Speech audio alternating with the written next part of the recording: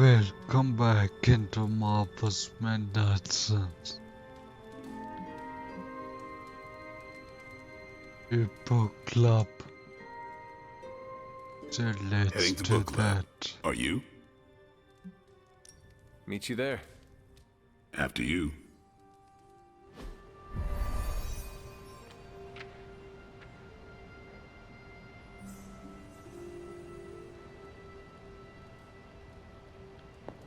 One thing. Looks like we're all here. Grab a seat and let's get started. I am ready. The Art of War is one of my favorite books, if not my favorite. Can anyone guess why? Because it's not just about fighting, it's about how to conduct yourself when in conflict with others? Carol gets it. For quite a while, all my interactions with people involve some form of conflict. Interesting. This book laid things out for me. Helped me understand you don't always smash yourself against a problem face first. You must understand your enemy before you can hope to defeat them. Hunter, you get this more than most. You understood Lilith, which led you to discover her weakness. With that came her defeat.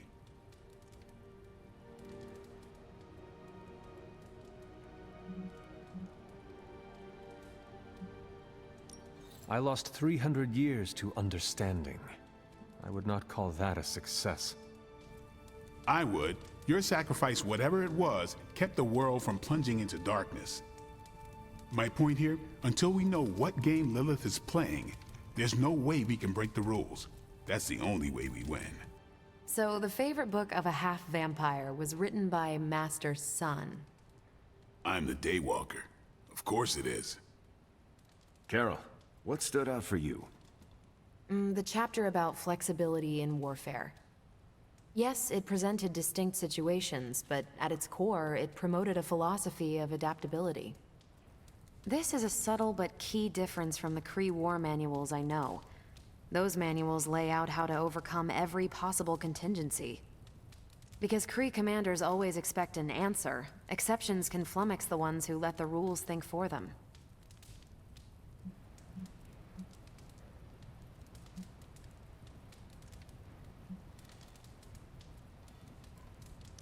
I have not met a Kree commander, but humans are just as capable of rigid thinking. Oh, of course. I think that's what the text is working against. The Art of War encourages fluidity of thought. The variations presented in the chapter on flexibility are examples, not rote technique. And that's how wars are lost. So I've been dying to know, what is Captain America's favorite part of this book? After this read, everything he had to say about deception and warfare. Ooh, explain. Wait, what used to be your favorite? Discussions of leadership. There's a lot of good stuff in there. I've long since internalized all that worked for me and examined what didn't. But convincing your enemy that your greatest weakness is your most powerful strength. Or the opposite, that your strength is a vulnerability? Exactly. It struck me, especially regarding our conflict with Lilith. So, what's our greatest strength?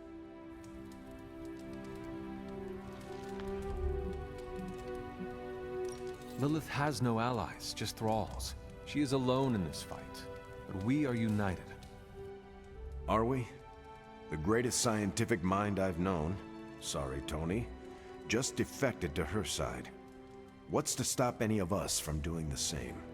I don't have an answer to the question I asked, but I plan to do what the Art of War suggests. Learn her weakness. Adapt as the conflict evolves. Keep Lilith guessing.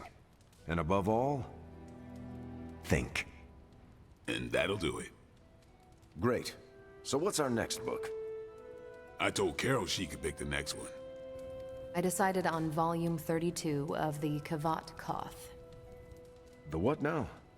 It's a cross between a legal text, a spaceborne invasion defense manual, and one of those sagas that Thor seems to love. Okay then. I promise it's not a heavy read. I thought it would be a good companion to The Art of War. See you all next time.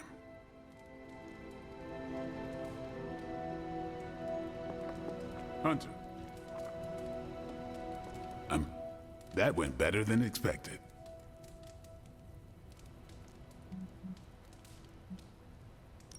I am looking forward to reading Carol's book. Same here. Feels like book club is pointing out an edge we've always had, but never knew to sharpen. That's all for now. You taking off or hanging out? Soon. Same. Because I suspect there's others to talk I to. didn't know what I was getting into when I signed up, but I'm glad we have book club.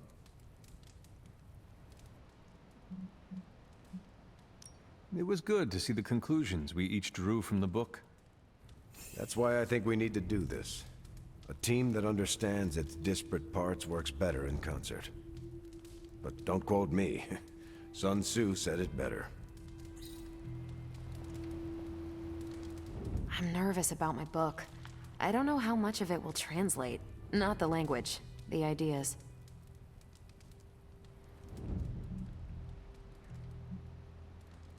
It is good to encounter new views. They help you better comprehend your own. You really connected with the art of war, huh? I think you'll like my choice. Give it a shot. That's all I ask.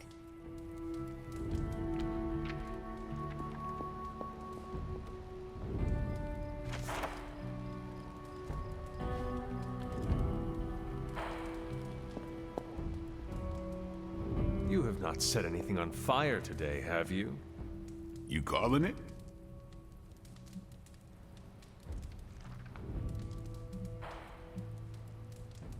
Yeah, I am done.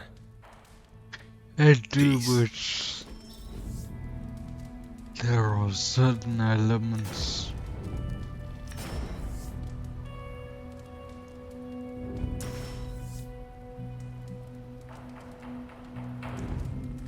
of the user interface that felt better to you.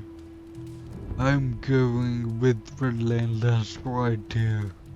Seems very apt.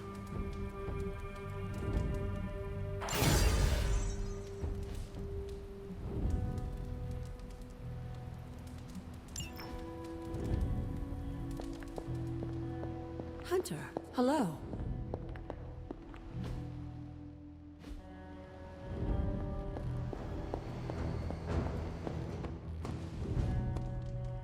Hang Hey, out. look who's awake. What are the options?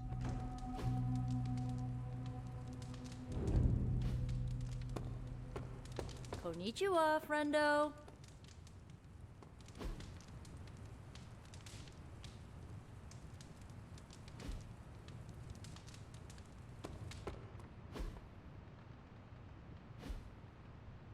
Well met.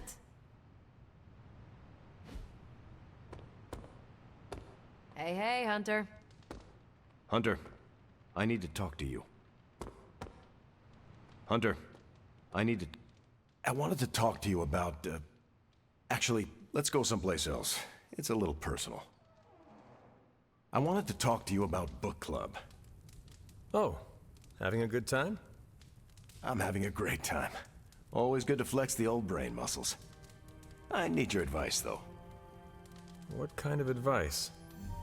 It's about Blade. I get the feeling that all of book club is just his roundabout way of getting to be friends with me. I mean, I'm touched. He seems like a good guy, but shy.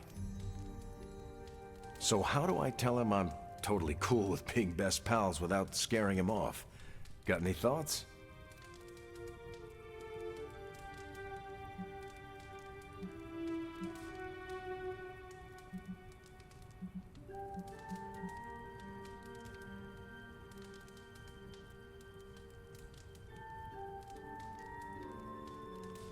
It's either option 1 or 2 with me. I'm thinking option 2. Friendships form naturally whether people say it out loud or not. I think if you keep showing up at book club, things will be fine. Good point. If I've learned anything from those books, it's that what's not said is so much more important than what's said. I wish I could be more helpful. Please, you've been more than helpful just listening to me. Now, if you'll excuse me, I need to go catch up with my reading. I'm a couple of chapters behind. I can tell. Watch it. No spoilers.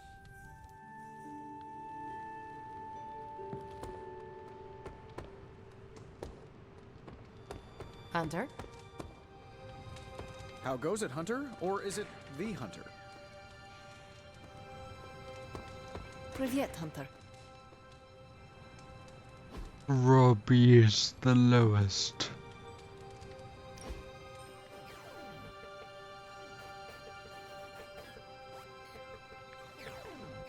You ever get in a horse chase? What is a horse chase? Like a car chase, but with horses. Did you ever drift a horse? Maybe on a frozen lake or something?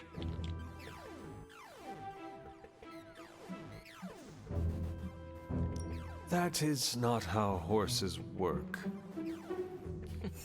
I know, but it's fun to think about.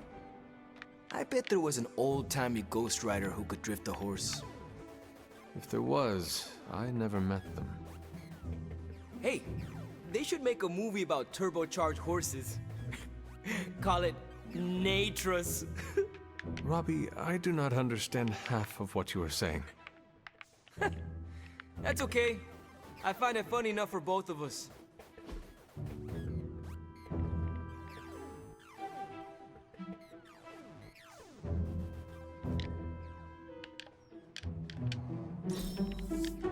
We set a new bar. To give them the gift at the end of the hangout.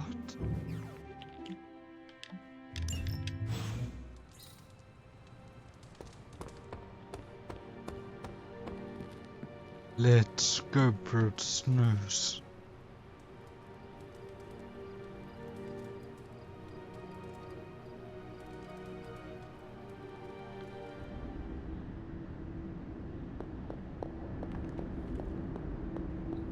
Hunter, are you alright? Here to gloat, Mother? Quite the opposite. I was concerned. I could not sense you after. Your pet monster nearly destroyed me. An unintended and unforeseen consequence of your continued assault against me. The mystical energies within our blood do not always mix well with off-worlders. But neither do the wards of your pretentious sorcerer. The venom creature is a calculated but necessary risk. The threats are so obviously. Alien monstrosities, Wanda's unchecked powers coupled with Banner's unhinged mind.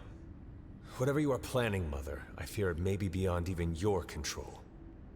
Your concern touches me, but I would risk the heavens themselves if it meant saving you. I do not need saving. Oh, but you do. And that crack in your collar is the first step. Every revolution of self starts with the tiniest of rifts, an ever so slight splinter in the glass, a hanging thread begging to be pulled until it unravels all. You should be celebrating. That crack is the beginning of your emancipation from my sister's control. She keeps you collared because she fears you. They all do. Sarah wants to hold you back from realizing your full potential, the way she tried to hold me back centuries ago.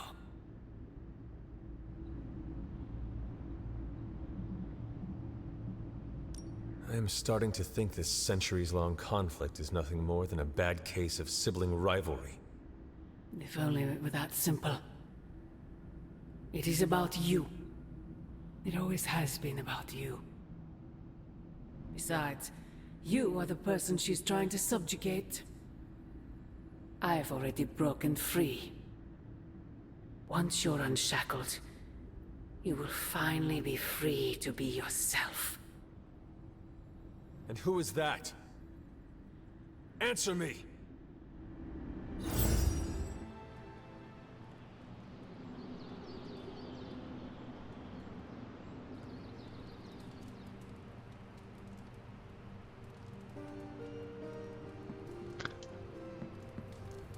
I'll see you next time for more Marvel's Midnight Suns. See you then.